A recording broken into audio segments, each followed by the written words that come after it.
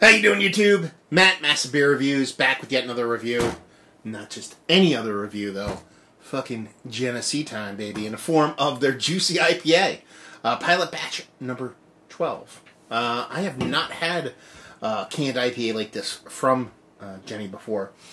I think I might have had a black IPA, Scotch Ale, a bunch of other beers. Some of their Brewhouse series that was like barrel-aged stuff. Dry hopped cream ale, but I don't think I've ever had like just a base IPA, let alone a juicy one. So let's dive into this sucker, see what she's got. What does it say on the can? It says Genesee Brewhouse Juicy IPA, Brewhouse Pilot Batch number 12. Drink cold, drink it fresh, drink it now. Let's see, Dean Jones Brewmaster.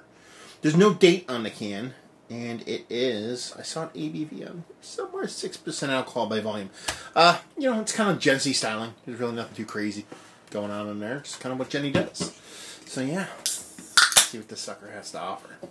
Give this a pour, see what she's got. Okay, looking at something a little bit clear, a little bit darker than what you'd expect from somebody kind of tossing the old juicy moniker out there. But yeah, such is life.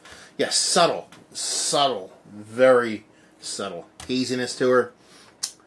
Rich kind of, I don't know, it's like amber, copper, penny kind of color to her. Not much as far as carbonation goes. A very soft carbonation, and not much of a head either. So, like, it might be a bit older. I don't know. It's just, you know, kind of looks like an old school kind of IPA. Not necessarily a bad thing. Let's get the nose, see what she's got. You know what? There's heaping helpings of citrus in there. And a really nice kind of slightly pithy but nice sweet kind of fruit juicy kind of citrus in there. I kind of like that. More like bubblegummy juicy fruity kind of citrus as opposed to real fruit kind of citrus.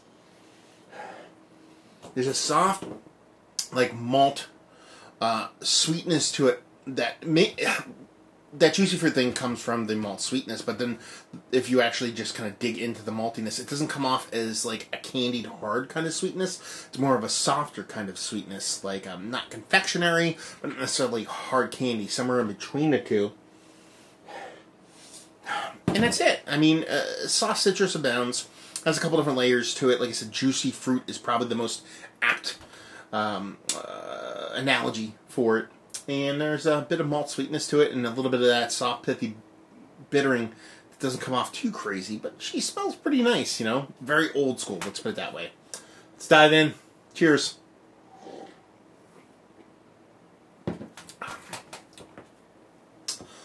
She tastes like an old school IPA. Yeah, she has a, you know, big citrus component to it. It definitely bounces off. It doesn't go all kind of juicy fruit in there. Still comes off a little bit juicy fruity, but then you get a bit of nice bittering citrus in there, a nice bittering pithiness, a nice bittering rindiness with that citrus, a little bit of generic kind of bitterness that comes off almost resinous, but stops short of that. Nice mouthfeel. It's not thin, it's not thick, it's just kind of there. Probably equal parts bitter to sweet, which is nice. Very old school with a little bit of dash of West Coast kind of IPA going on there. So you're talking about a juicy IPA. In the grand scheme of things, it actually is. Today's standards probably doesn't hold up to that juicy moniker, but it definitely has those kind of juicy vibes to it, especially in the old school kind of juicy way.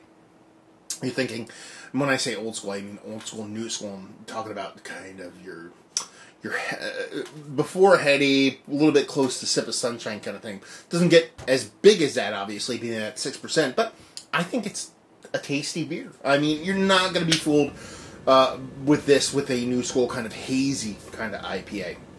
Throwing juicy on the can kind of leads people into those kind of ideals and thoughts, but it does produce enough so the name isn't just out there in left field. It is a juicy IPA, just not in what most standards of today's kind of IPAs kind of. It's not butternut squash soup with crazy dry hopped over the top fruitiness is basically what I'm saying.